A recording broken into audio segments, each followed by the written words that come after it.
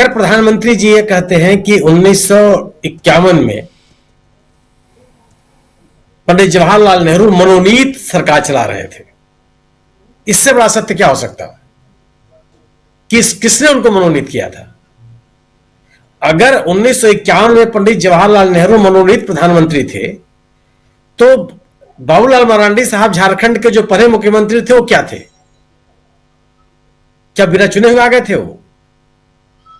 केसीआर साहब जब तेलंगाना के मुख्यमंत्री बने, जब तेलंगाना बना तो उसमें तो चुनाव हुआ नहीं, चुनाव तो आंध्र प्रदेश का हुआ था और मुख्यमंत्री बने तेलंगाना के, तो क्या मनोनीत मुख्यमंत्री थे? अजीत जोगी जब छत्तीसगढ़ के मुख्यमंत्री बने तो मनोनीत मुख्यमंत्री थे वो, या चुन करके विधानसभा पहुंचे थे? आप इस तरह की बात करेंगे और ये लोगों के सामने कौन सा तथ्य रख रहा है?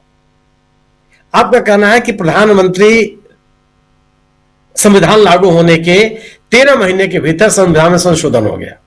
बिल्कुल हो सकता है, 13 दिन के भीतर हो सकता है।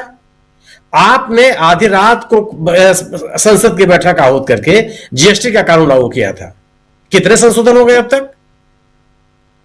क्या माना जाए उसको? वो गैर लोकतांत्रिक है, देश की जरूरतों के अनुकूल नहीं है, आपके मनमाना रवैये का परिणाम है वो। 13 महीने के बाद भी अगर संविधान में संशोधन की आवश्यकता पड़ी और तत्कालीन सरकार ने राष्ट्रहित में उसका संशोधन किया, तो क्या इसमें आपत्ति हो सकती है?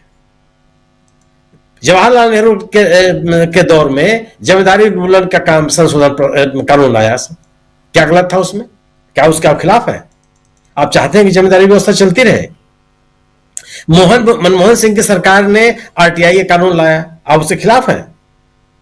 इंदिरा गांधी ने बैंकों के नेशनलाइजेशन के कानून लाए, संविधान में संशोधन किए, आप उसके खिलाफ हैं?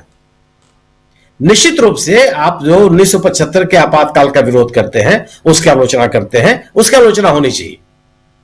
हम सभी उन आलोचकों के साथ हम भी खड़े हैं, लेकिन इस बात की आलोचना आपकी भी होनी चाहिए कि आपने जम्मू कश्मीर के साथ क्या किया, किस तरह की इमरजेंसी वहां लागू रही, कितने दिनों कितने महीनों तक लोग वहां बिना इंटरनेट के बिना संचार के साधनों के साथ बने रहे, कितने हजारों लोगों को जेलों में बंद किया गया, क्योंकि आप 370 लागू करना चाहते थे, समाप्त करना चाहते थे और आपने समाप्त किया।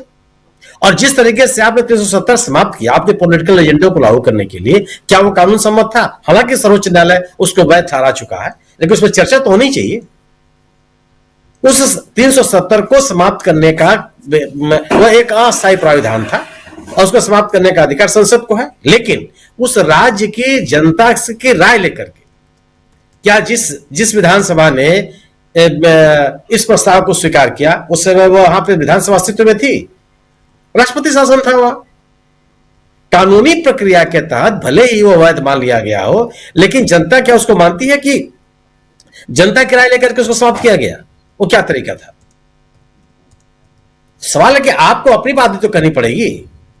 अगर आप ये कहते हैं कि 1975 में आपातकाल लागू हुआ और पिछले 11 सालों में नागरिक स्वतंत्रता को प्रभावित करने के कोई प्रयास नहीं किए गए, निश्चित रूप से देश की जनता आपके साथ खड़ी होती, लोग मानते बिल्कुल आप संविधान को बनाए रखने के लिए प्रतिबद्ध है। इस तथ्य से कैसे कोई इनकार कर सकता है कि भारतीय जनता पार्टी की विचार संस्था आरएसएस, तत्कालीन जनसंघ, यह भारतीय संविधान के पक्ष में नहीं रहा?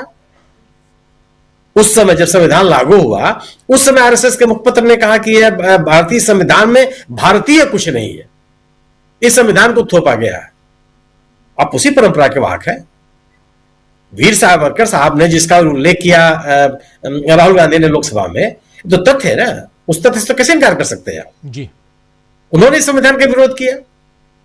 आप कहते हैं कि भ्रष्टाचार के प्रति हमारा जीरो टॉलरेंस है, बहुत अच्छी बात है, हम भी आपके इस अभियान के साथ हैं, लेकिन आप कहेंगे कि जीरो टॉलरेंस है और उसके साथ आप अजीत पवार जिसके खिलाफ आपने तमाम हजारों करोड़ रुपए का भ्रष्टाचार का आरोप लगाए थे, उनको अपने मंत्रिमंडल में शामिल करेंगे, उनको मुख्यमंत्री बनाएंगे, तो किस तरह का जीरो टॉलरेंस है? आप हेमंत बिस्वा शर्मा साहब के खिलाफ दुनिया भर के भ्रष्टाचार का आरोप लगाएंगे और आप उनको मुख्यमंत्री बना देंगे, ये किस तरह का जीरो टॉलरेंस है? कैसे यह स्वीकार किया जा सकता है कि भारतीय संविधान के प्रति पूरी तरह से आप प्रतिबद्ध हैं, समर्पित हैं और भारतीय संविधान की व्यवस्थाओं को आप सशक्त करना चाहते हैं? संविधान होता किस बात के लिए? गवर्नेंस के लिए, लोगों को बेहतर जीवन जीने के लिए, नागरिक आजादी को सुरक्षित बनाए रखने के लिए जी, लोकतांत्रिक मूल्यों को मजबूत करने के लिए। इसी बात के लिए तो संविधान होता है। जो संवैधानिक प्रावधानों के तहत संस्थाएं बनती हैं, उन संस्थाओं को मजबूत और उनको सुदृढ़ बनाए रखने के लिए व्यवस्था की जाती है। क्या वो हुआ क्या पिछले 10-11 वर्षों में?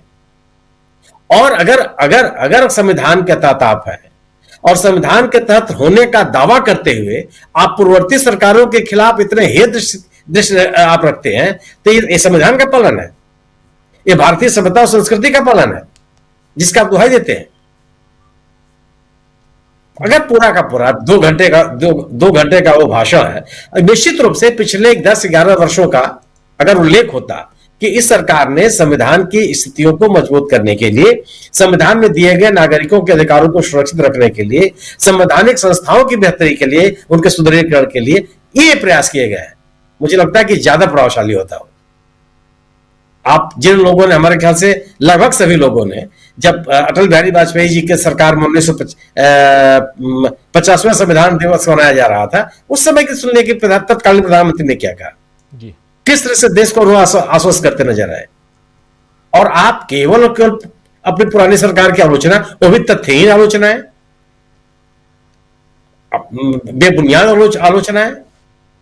और दूसरी चीज, अगर पंडित जवाहरलाल नेहरू, श्रीमती इंदिरा गांधी, राजीव गांधी, मनमोहन सिंह, नरसिम्हा राव, इन तमाम प्रधानमंत्रियों ने ऐसे संविधान संशोधन किए जो जनहित में नहीं थे, अगर आपका यह आरोप था, तो उन संशोधनों को समाप्त करने की पहल कौन सी की सरकार ने? यानी कि आप उन संशोधनों के साथ आप खड़े हैं? फिर आपका जो आपकी बातों का क्या महत्व रह जाता है? अगर आप उन संशोधनों के खिलाफ हैं, उन संशोधनों के आलोचक हैं, तो आप 2/3 सरकार चला रहे हैं पिछले 11 वर्षों से, उन संशोधनों के साथ कर दिया जाना चाहिए था, आपने वो भी नहीं किया। केवल ऐसे मौके इस तरह के संविधान दिवस बहस क्यों होती है कि लोगों के मन में संविधान के प्रति सरकार को लेकर रवैये को लेकर के लोगों के मन में एक तरह का विश्वास पनपे। अगर किसी तरह का उनके मन में संकोच है, किसी तरह का रिजर्वेशन है, तो दूर हो। प्रधानमंत्री से लोग इस बात की अपेक्षा करते हैं। प्रधानमंत्री से लोग इस बात की अपेक्षा नहीं करते कि तथ्यहीन आधारों पर मिस इन्फॉर्मेशन लोगों के सामने परोसा जाए। अगर आप ये कहते हैं कि परिवारवाद के खिलाफ हमारी सरकार प्रतिबद्ध है, जितनी पार्टियां भारतीय जनता पार्टी के साथ एनडीए में है, कौन परिवारवादी पार्टी नहीं है? अपना दल एस हो, अनुप्रिया पटेल जी हो, सुभाषपा हो, राजभर साहब हो, ओम प्रकाश राजभर जी हो, निषाद पार्टी हो, डॉक्टर संजय निषाद साहब हो, या चिराग पासवान जी हो, एलजेपी उनकी, ये कौन सी पार्टियां हैं? किस आंदोलन से निकली है, किस विचारधारा की पोषक है? ये परिवारवादी पार्टियां नहीं है। ज्योतिरादित्य सिंधिया साहब परिवारवादी राजनीति के प्रतिनिधि नहीं है। जो आपके साथ आ जाए वो परिवारवादी नहीं है। और वो उन परिवारों के लोगों ने, उस परिवार के लोगों ने जिन्होंने इस देश में अपनी शहादत दी, उनका परिवार जनता के प्रतिनिधियों के चुन के आए हैं। इनको किसी ने स्थापित तो किया नहीं, बैकडोर से तो उन्होंने संसद में प्रवेश किया नहीं, चुनाव हार गए, जीते तो संसद में आए। सत्ता से लोगों ने हटा दिया, चले गए, सत्ता पे लोगों ने बैठा दिया, लोग वापस आ गए। तो आप इनकी आलोचना इस कदर होगी जैसे इन्होंने कुछ किया ही नहीं हो। 75 वर्षों में इनका कोई योगदान नहीं माना जाएगा। यह दृष्टिकोण कम से कम एक बेहतर समाज और बेहतर देश बनाने का मानक नहीं हो सकता। जी, आप अपने अतीत के से ही सीख सकते हैं और भविष्य के अपना लक्ष्य निर्धारित कर सकते हैं। ढेर सारी ऐसी चीजें हुई हैं जिसके कारण से हम और आप 75 वर्षों के बाद अपने संविधान को इस तरह से याद कर रहे हैं। संविधान के साथ निश्चित रूप से कई अवसर आए होंगे, लेकिन पिछले 10-11 वर्षों में सब कुछ अच्छा हुआ ऐसा भी नहीं है। बिल्कुल।